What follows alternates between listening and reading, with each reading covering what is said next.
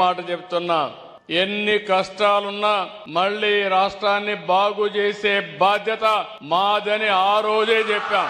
ఇచ్చిన మాట నిలబెట్టుకుంటామని చాలా స్పష్టంగా చెప్పాం. దాన్ని ముందుకు తీసుకుపోతున్నాం.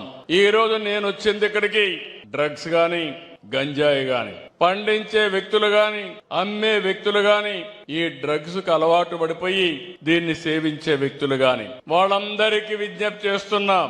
నేను మీ అందరి పైన గంజాయి పైన డ్రగ్ పైన యుద్ధాన్ని ప్రకటిస్తున్నా.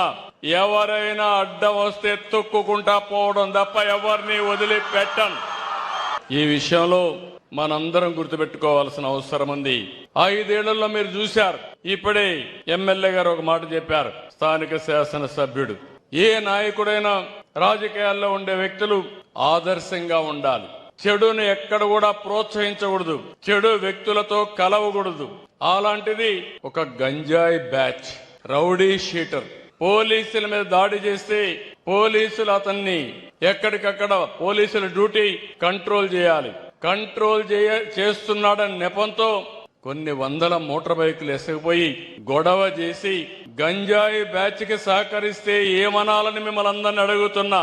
వదిలిపెట్టమంటారా అని అడుగుతున్నా. ఏంటి పిల్లలు వదిలిపెట్టమంటారని అడుగుతున్నా. రాజకీయ ముసుగేసుకుంటే అడ్డంగా రాజకీయ ముసుగు తీసి గంజాయి బ్యాచ్ కి సహకరించిన వాళ్ళని ఎట్లా ట్రీట్ చేయాలనో ట్రీట్ చేసి ప్రజలకు సేఫ్టీ ఇచ్చే బాధ్యత నాదని మరొకసారి మీ అందరికీ హామీ ఇస్తున్నా.